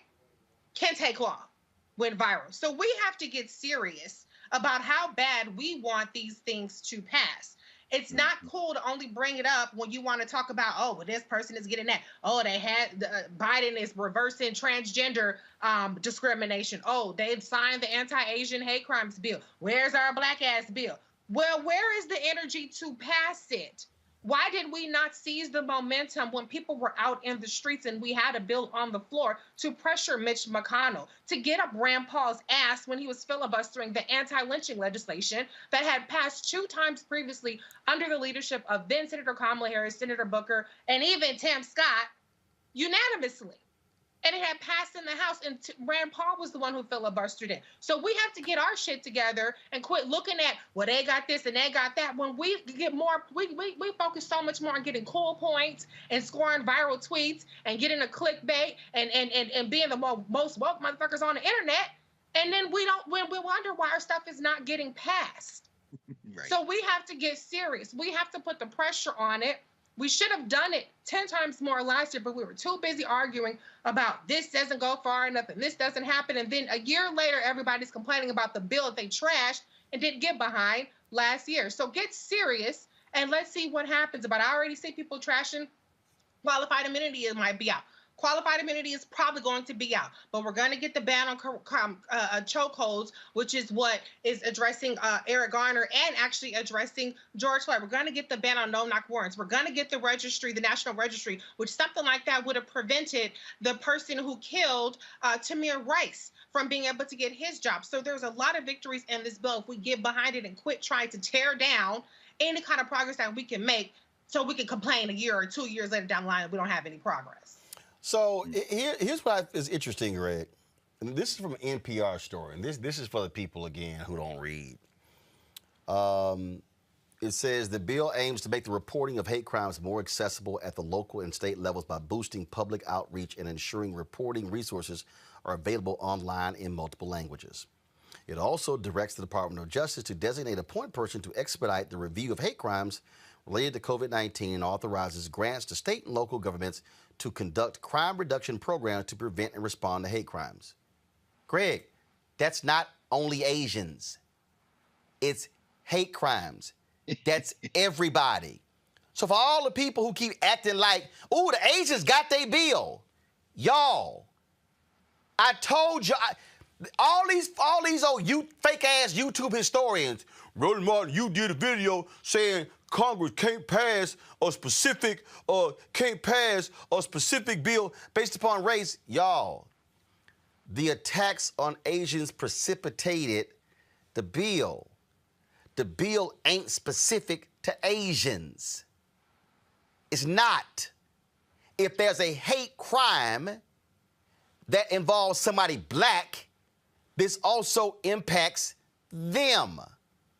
I don't understand why people, and again, this is what happens when you listen to these fake-ass YouTube historians who read nothing, and y'all fools get all excited and hyped about, well, so-and-so, she said this, and he said this. If black people are a victim of a hate crime, it can get reported under the... Greg, go ahead. No, brother, you laid it out. You answered the question. We're not only not reading, we're in a society where literacy is not an asset. Everything is tied to your capacity to earn some money, to make some money. So, you know, the least amount of time you can spend reading, thinking, you know, those things are diminished in this society. So, I mean, so of course they wouldn't know. But yeah, having read, as I think we all have, the COVID-19 Hate Crimes Act, you know, it's a couple of things struck me. And then listening, of course, to Congresswoman Bass today, who said, you know, if this thing passed the way I wanted it exactly, after it passed, the next day, I will be back in there moving forward. In other words, there are no silver bullets. And Reese, you made a very important point, sis. When you look at that's 3 or 4 years after the end of the Civil War, 1865, 6, 7, the Civil Rights Act of 1866, going back to Byron Allen, that's what he's using to go into court, I suspect, when I look. The legislation and policy is only as good as your capacity to enforce it. When you saw the deaths of Swerner, Goodman, and Cheney a century later in 1964 in Mississippi, the reason why United States versus Price reached the Supreme Court and they were able to uphold a federal conviction of those crackers who acted as a mob in there, who acted under the color of law, was because the example was so egregious that you could charge them and convict them on intent. The problem with the George Floyd Act is the problem in American law in the first place, which is when you're dealing with non-white life, the assumption is that there was no intent in terms of harming non-white people, particularly black people. There was no intent that was racial. All of that is about juries. All of that is about judges. It isn't about the letter of the law. In fact, arguably, you would need no new legislation. Malcolm X's birthday was yesterday. Remember when he said in 1963 that when black people took the thing in their own hands in Birmingham after the crackers came out there and started trying to beat up black people, Kennedy sent in the troops. Malcolm said there was no new law. There was only a decision by a policymaker to make these words mean something when white life was being threatened. Why am I saying that in the context of what we saw today with this COVID-19 Act? You're absolutely right, Roland. Money in that act is going to be used to create a national database. You know who doesn't want a national database? The 5 congressional Republicans out of Georgia who voted against it, including that nut Marjorie Taylor Greene. And in the United States Senate, one of the leaders of the January 6th insurrection, young Josh Hawley, out of Missouri, who was the only member of the United States Senate to vote against the legislation today. Do you know why? Because they understand that there is no silver bullet in one bill, in one piece of legislation, but every time you win an incremental victory, and if and when they take out qualified immunity, the George Floyd Act is a toothless act, but it's got one more tooth than it did the day before it signed, and then we keep going. Every time you push a little farther, you get closer to the resolution. This country is not going to exist in its current formation. What these white boys going to understand one day is that the only hope they have of not having to meet their maker in the streets of these very cities they think they're protecting is policy that will somehow, going back to what you said, Mustafa, a second ago, will somehow create some safety nets for all of us. Because if all of us don't get a safety net, ain't nobody gonna have a damn safety net. That's what history teaches us. And y'all, again, it's the really stuck on stupid people. Like this dumbass who goes by Truth Seeker. He goes, the George Floyd Act is not a bill just for black folk either, Roland. So Asian crime bill is for everyone, but call the Asian crime bill. Yeah, okay, Roro. No, dumbass. Go to my computer. This is the name of the bill. The bill is called the COVID-19 Hate Crimes Act. That's the name. It was introduced as a result of the hate crimes attacks on Asians during COVID. That's right. So no, dumbass, it's not the anti-Asian hate crimes bill. Just like the 1964 Civil Rights Act is not the black people bill. See, for all y'all dumbasses, and again, this is what happens when y'all listen to fake-ass YouTube historian / never will bees. I ain't calling wannabes. They are never will bees. Don't do it, Roland. Y'all get all, oh my God, oh my God, this is what they doing for them. For all you dumbasses out there, you ever heard of the 1996 American with Disabilities Act? Yeah, matter of fact, let me just go ahead. 1996 American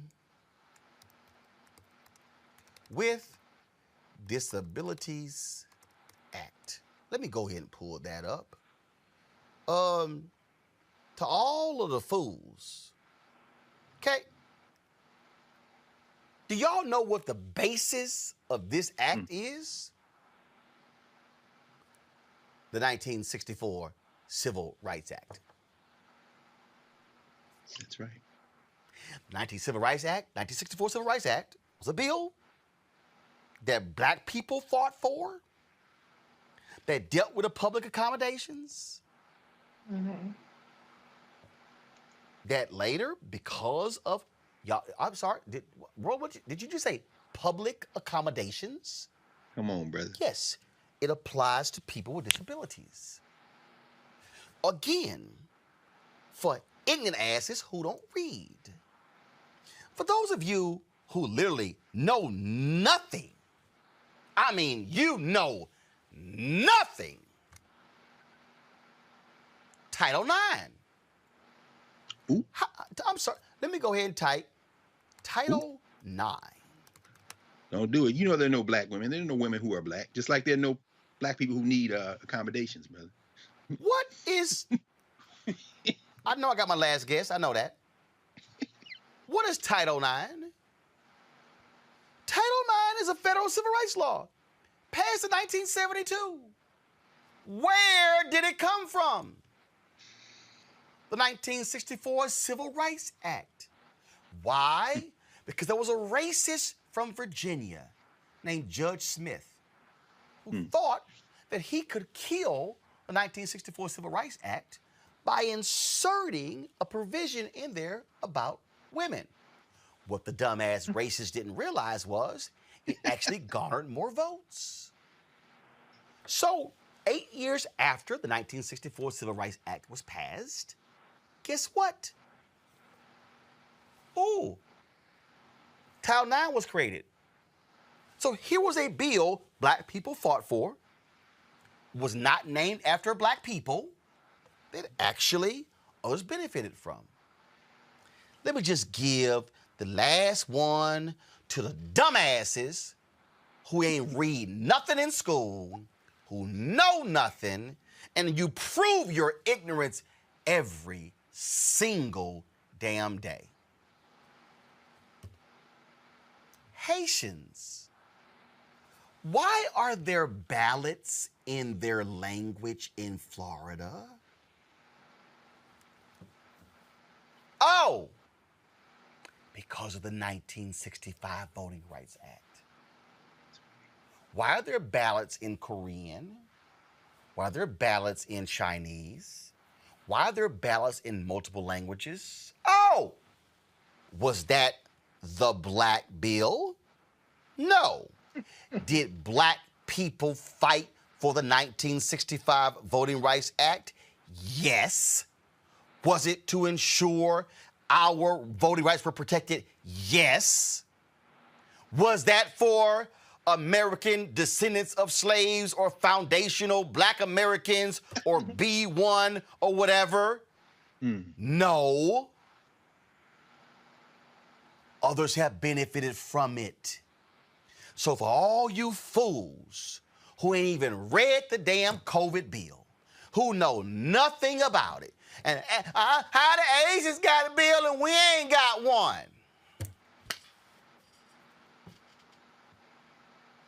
I ain't hear y'all say that when Congressman Bobby Scott got the bill passed when it came to the police registry that Obama signed into law when they were out in the streets protesting with Black Lives Matter. I ain't hear none of y'all talk all that bullshit when Congresswoman Alma Adams inserted language in the Farm Bill that led to millions going to HBCU. Y'all talk all that shit about the CBC, but y'all didn't say nothing. Y'all said nothing about that. And for all y'all talking all that trash, you didn't say a damn thing about what was inserted in the COVID relief bill. And no, the $5 billion wasn't all for black farmers. It was for disadvantaged farmers that included African Americans. But it's amazing how y'all don't bring none of that up. $5 billion. Y'all don't say nothing. But you want to hide. Roland, you supported, Roland, you supported the Democrats, and we ain't got nothing. All right, tell me how many black businesses went out of business due to COVID-19 who didn't get PPP loans. Mm-hmm. See, since y'all want to go there.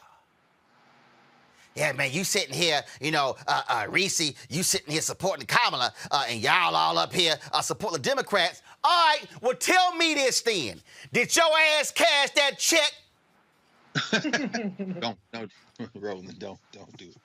Did y'all cash that check for the $1.9 billion COVID relief plan? Holler at me if you did. Let me know if you sent that check back to the IRS.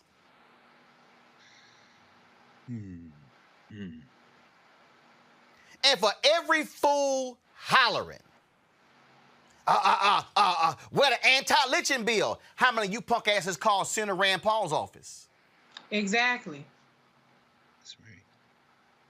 That's right. Okay, y'all talking all this trash about, George Floyd Justice Act. How many of you punk asses have called the senators for you from? Right. See, y'all don't want to go there. All y'all want to do is sit here and bitch and moan. Man, the CBC ain't shit. They ain't done nothing. They ain't done nothing. What your ass have done? Tell me that. Tell me that. So again, if any one of y'all, please tell me, the Asians got their bill. Read it. Tell me how that bill is specific only to Asians. It's not. That's what happens when all y'all do is listen to fake-ass YouTube never will be's who are only interested in taking more of your money, and y'all fools should hear what so-and-so said, so-and-so said, so-and-so did this here, so-and-so said this here, we need to get ours, where's our check, where's our check? Matter of fact, all y'all talking all this shit, how many of y'all call your congressional member about H.R. 40? Lord have mercy. See, since y'all wanted to invite hashtag Team Whip That Ass to today's show, I decided to unleash it. Lord have mercy. Show me the proof of you calling your member of Congress every single day, 5 days a week, encouraging them to pass H.R. 40. That's right. Show me. Show me where all the fake-ass YouTube historians y'all follow, show me how they mobilizing, organizing people to actually get that voted on. Since y'all want to run your mouths. I thought so. Y'all mighty damn quiet. Punk-ass truth seeker, you ain't seeking nothing right now because you sought that ass whipping and you got it. And he's a proxy for a whole bunch of y'all. So y'all can stop sending me these stupid tweets. Well, how the Asian got theirs and we ain't got ours. Please, by all means, show me the Asian specific bill. By all means. And see,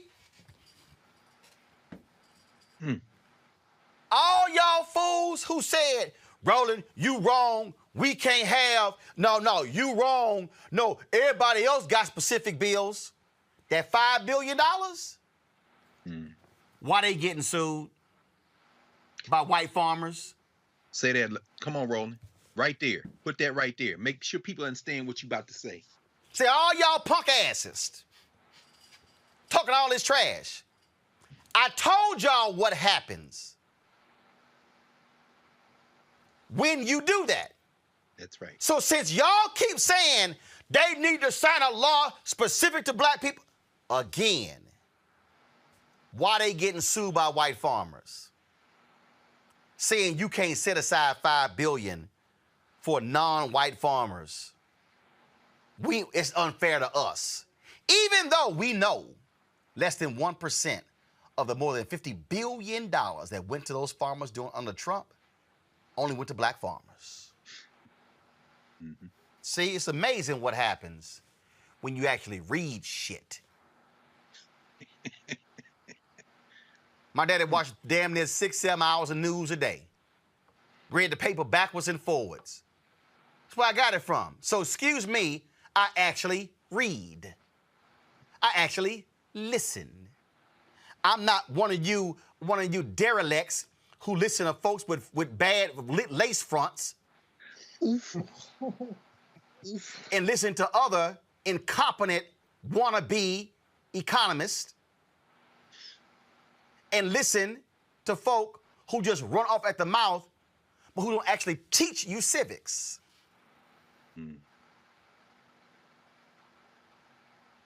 If you want something, pick the phone up. Call. Show up. You ain't got to come to D.C. Take your ass down to the district office. Every member of the House has a district office. That's right. You ever visited? You ever drove by it? Every United States senator has multiple offices in the state. Have you been there? Have you visited? Do they know your face? Don't tell me I know what I'm talking about. Mom and Daddy did it. I spoke before the city council in Houston. I rode the bus with my mama with the metropolitan organization down to Austin when they had a rally. I went down with my mama and my daddy when they went before school boards and city council meetings. Who the hell y'all think y'all talking to? You don't think I understand how public policy works? How activism works? How mobilization works? I do. That's what we share on this show. But too many of y'all want to sit on YouTube and Twitter and Facebook and Instagram and bitch and moan. And what y'all gonna do? What y'all gonna? What you gonna do? That's right. It's education time. And bottom line, Greg, I'm sick and tired of these people. Again, listen to folk who are preying on their emotions, who are doing the same thing to y'all that Trump's doing. Pushing your racial buttons, and you end up attacking black people who are actually fighting for you. Y'all can go ahead and comment before I go to break. Go ahead, Greg, Reese, Mustafa. I just co-sign, brother. Reading is fundamental. That's what they said to us when we were growing up. And my daddy was like your daddy. My daddy worked that shift at the VA hospital, come home, read that paper, front to back, back to front. And a lot of y'all understand that because you got people like that in your families. We all understand why everybody is feeling that way. It's out of our pain. Our people have been persecuted for centuries. So this isn't an attack on that pain. It's a reminder, as John Henry Clark used to say, don't just get mad, get smart. We can do this, but we're going to have to do it. Everything. What do they Philip Randolph say? I mean, about whatever you get at that table, you have to take, and then you got to keep it. This is a war. It's been a war since they put for first person who looked like you, put their hands on you on the coast of Africa, and black people sold black people into slavery. Let's get rid of that too. Guess what? No supply, no demand, no supply. It wouldn't have been no fights over there if it hadn't been a boat sitting up there with some people who are open enemies, and now their children's children are the ones shooting you in the face in the streets and trying to pass legislation to keep you out. And if you don't think calling and protesting and doing all this stuff isn't effective, ask yourself this. Why are they working so hard to stop you from voting? Because they understand. It's up to us to understand now. Reese? Dr. Carr, I think what he said is not an attack on your pain. That is so key. It's not an attack on your pain. I understand, like Dr. Carr says, why people feel like black people are left out. We are left out all the time. But let's focus on the battles that we still have yet to win. We're not sitting up here comparing shit that we already got decades ago. Is it as effective as it could be? No. And neither is this new COVID-19 hate crimes bill going to be, okay? So let's focus on what's still left to do. Let's focus on putting one more tooth in that mouth, these toothless bills. That's right. Let's focus on who are our real enemies. There are real enemies, okay? Almost 100% of the Republican Party, we can't even get them to say 2 + 2 = 4, and y'all up on the CBC's ass every time I turn around. So let's focus on the people that are actually standing in the way of us getting our justice, of us making progress, and quit being distracted by the clickbait, being distracted by the memes, by the tweets that are miscaptioned, and the images and the headlines and the disinformation and the YouTube scholars. And let's actually educate ourselves on what the solutions are, who are the people pushing those solutions, and who are the people on the opposite side, and mobilize in that way. Because like Dr. Carr always says, the individual is not going to beat it. We have to collectively come together. And the sooner that we become a we, instead of foreign factions on Twitter, we will start to make progress, period. That's right. Mustafa? Black folks, we are incredibly powerful, but we deplete our power when we don't educate ourselves, when we don't understand the systems and where the leverage points are. I worked for John Conyers for 2 years. In the nighttime, at the end of the day, John would come in and he would say, who called in today? Who emailed in today? What were their concerns? Were they supporting HR 676, the universal health care bill that we were working on, and a number of other things? Did anybody call in and ask about reparations and the bills that I'm introducing to actually address that issue? You have power, but we give it away. We give it away to folks all the time. Reese shared with you. I wanted to take notes while you were talking, because if we would actually understand our power and we would continue to utilize it in this moment, the midterms is a blink away. What are you doing? How are you getting prepared? Who else are you educating to maximize that power? If you want to actually make sure you're supporting these brothers and sisters who are fighting for you. On Capitol Hill, it is a shark game that's going on up there. They need your support. The administration needs your support to push them to go as far as they possibly can. If they turn around and there's nobody pushing them, then they can't say, I got 1 million folks. So let's do this. Let's have 1 million black folks over the next week call the folks on Capitol Hill. Email to folks on Capitol Hill. And as Roland said, or make sure you're stopping by, if you got your mask on, because I still think black folks need to wear masks. You go by their district offices and just say, you know what, I just want to share with you what my expectations are of the member, and I'm going to support that member if they're moving in that direction. That's what power looks like. If you want the resources that the federal government actually has, you got to get engaged in that. These dollars that are going to flow from the federal down to the state, to the counties, and to the locals, you got to be engaged in that process. If you don't, those dollars are going to go to the folks who are engaged in the process. And I'm just tired. Like, I got some dumbass Maurice Arrington call out the CBC for not speaking out against what Israel do to the Palestinians. Dumbass Cori Bush talked about that on the floor of the... Don't say it, Roland. Don't say it. Ayanna Pressley talked about that. See, this was how stupid some of y'all are. Y'all just sit here and just tweet just dumb stuff. Don't respond to him, Roland. Roland, maybe I say this right because you just covered dumb. I just want to say this right quick, brother. One of the proudest moments I've had watching C-SPAN and when I saw Cori Bush, Rashida Tlaib, Alexandria Ocasio-Cortez, when I saw them stand up the other day, one after the other, and put that Palestinian issue in. This is why people, well, all the parties are the same, they don't vote. Then you didn't even watch. Look, now I'm getting mad like you. Let me calm down. Ignore that, Roland, because it happened, okay?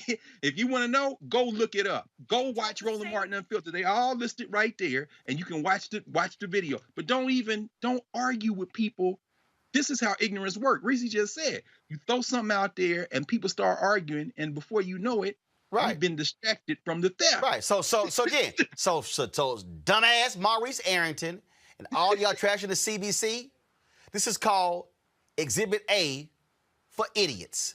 Years of military occupation in Sheikh Jarrah, the Israeli government is violently dispossessing yet another neighborhood of Palestinian families from homes they have lived in for decades. We cannot stand idly and complicitly by and allow the occupation and oppression of the Palestinian people to continue. We cannot remain silent when our government... Anybody else want to ask whooping today? I got lots of spare ass whoopings at the office today. Anybody else want one today? You know what? I'm going to tell y'all something that my daddy once told me, and I know he watching, and he got mad because I was talking too much in class. And a teacher called the house and was like, your son talking too much in class. Now, me personally, I think my dad should be apologizing to me because I was practicing then for what I do now. So, you know, I'm just saying. I mean, I was practicing, Daddy. But my dad said, he said, man, if you don't shut your mouth in class, I'm going to stomp a mud hole in your ass. And I stood there and I was like, damn, what's a mud hole? Ooh, that's a black man right there. Because, you know, I saw a movie the other day. Matter of fact, the movie where Morgan Freeman played the pimp. And they were on the basketball court, and he jammed his brother up who blocked his shot, and he said the same thing. He said, I'm gonna stop a mud hole in your ass. And I was like, where that? I said, that's gotta be a black man phrase. I'm gonna stop a mud hole in your ass. And so any of y'all out here wanna keep tweeting me and posting nonsense, I'll be happy to stomp some mud holes in your asses. Because I'm just tired of this.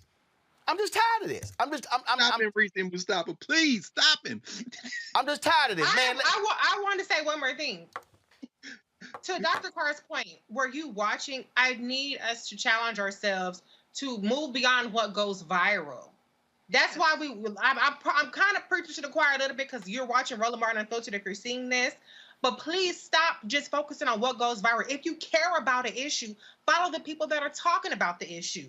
Ayanna Pressley is not going to go viral for that. Cori Bush is not going to go viral for that. Doesn't mean it didn't speak about it. So any issue that you claim to care about, seek out the issue and seek out the people talking about those issues, and then you help that go viral instead of just waiting until it makes it to a meme on the Shade Room or Baller Alert on your favorite YouTube channel. You need to challenge yourselves and step up your game, and as Mustafa said, educate ourselves. We are our own worst enemies because we claim to care about issues, but yet we don't want to do any of the legwork to even inform ourselves or support the people who are actually pushing us forward on those issues. And let me be real clear, this is also what happens when y'all spend y'all time listening to gossip channels. This is what happens when y'all spend y'all time listening to dating channels and y'all caught up all this debate. I'm so tired. Y'all, I'm so tired of these fools talking about what's a high net worth man, a high net worth woman. Oh. When if y'all were real honest, see, y'all don't really want me to go there. I know my frat brother Major is waiting, but y'all don't really want me to go there. Because y'all love sitting here talking about, you listen to mess. You listen, I'm just going to go old school black. See, you listen to mess. You listen to mess. See, this is what happened when y'all spend y'all time just talking about, I want a high net worth man. I want a high net worth woman when your own mama and daddy couldn't make your list. Ooh. Yeah, y'all don't want me to have that show one day, do y'all? Matter of fact, I might go ahead and do that. Well, I might just have an hour dating show and just go ahead and just barrel through some of y'all nonsense, because it's just dumb. But see, when you got folk who go, man, I can't stand, we don't know what's going on, but see, when you spend your time listening to gossip, when you spend your time on mess, see, that's what happens when you do that. Whole bunch of y'all caught up in Kwame Brown and Steven Jackson and Matt Barnes acting like some damn 10-year-olds, posting videos, threatening each other, talking about each other. Yeah, I don't cover that bullshit here. I don't. I don't give a damn who J-Lo's sleeping with right now. Right. I don't care. I don't care who the hell somebody dating. I don't care. That's why you don't get that mess on this show. Now, if y'all want to go listen to gossip with lace fronts, go on right ahead. All right. There's nothing wrong with lace fronts, Roland. No. Bad lace fronts. Gossip with lace fronts. That's the woo. Bad lace fronts. Bad lace fronts, yeah. If y'all want to go listen, if y'all will go listen to people who only get views when they mention my name, go ahead. If y'all want to go listen to people who want to call folk coons and everything else, y'all go right ahead. Not here. You're going to get educated here. You're going to learn something here. And what you're not going to do is come here with that BS, because we know they ain't read nothing. All they doing is pressing your emotional buttons. And you are responding accordingly. So take this as a warning. If you come at Uncle Roro, don't come here with foolishness. Because I'm going to check you. I'm going to hit you square in your eyes with some facts. And then I'm going to purposely call your name so everybody know you a fool. So that's why that dude Maurice, yeah, they all going to know your name, Maurice. They're going to know how dumb you are that you don't know how to use Google. Because all your dumb ass, this is my last point before Major. If your dumb ass let me just show your dumb ass how it's done. I mean, just for y'all, and I know somebody out there, Roland, you cussing, and my daddy probably said, but son, you cuss. I don't. Let me show you idiots what I just did. For the fool who said, why the CBC ain't said nothing about Israel. Go to my computer. Went to Twitter And it was a fool who sent me a tweet. Went to Twitter. I typed in Ayanna Pressley. I clicked. Matter of fact, I ain't even have to click videos. So dumbass Maurice Arrington, who sent me that stupid tweet. Maurice, I typed in one of the 59 members of the Black Caucus. My God, look at the first post that came up. Look at that. Waleed Shaheed posted it. It's right there. Right there. Up, scroll to the second one. Ayanna Pressley questions U.S. aid to Israel. Oh, question the third one. Representatives Alexandria Ocasio-Cortez, Rashida Tlaib, Ayanna Pressley, and Cori Bush voiced support of Palestine in speeches to Congress. Guess what, dumbass Maurice? 3 of them are members of the CBC. Tlaib, Bush, and Pressley. But your simple Simon ass can't even use basic damn search functions. Again, anybody else would like for me to stomp a mud hole in your ass? Please, by all means, step up. I'll be back with my frat brother Major on Roland Martin Unfiltered.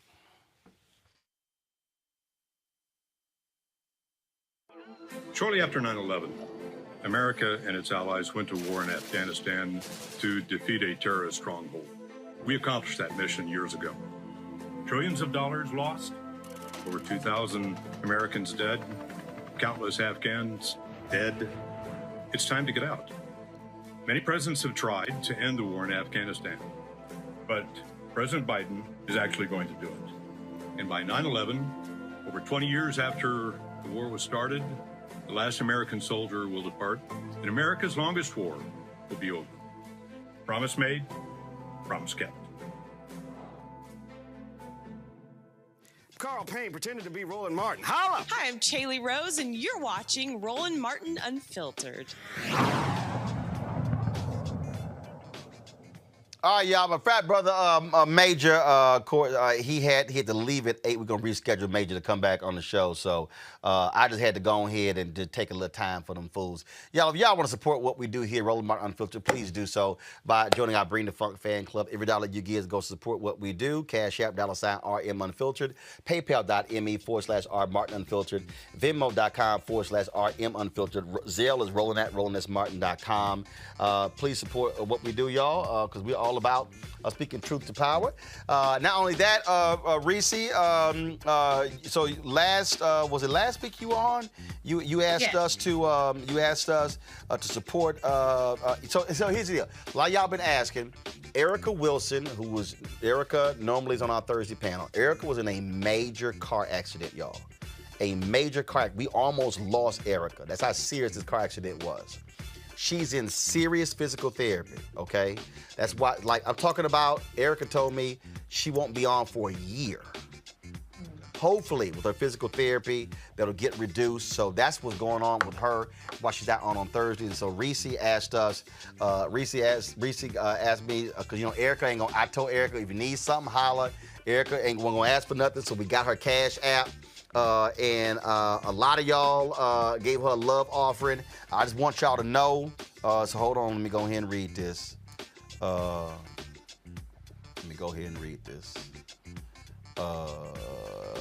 She said, my heart is full, Roland. Thank you and the RMU family for the love offering. Lots of therapies, but God will heal me. Miss you all. God bless.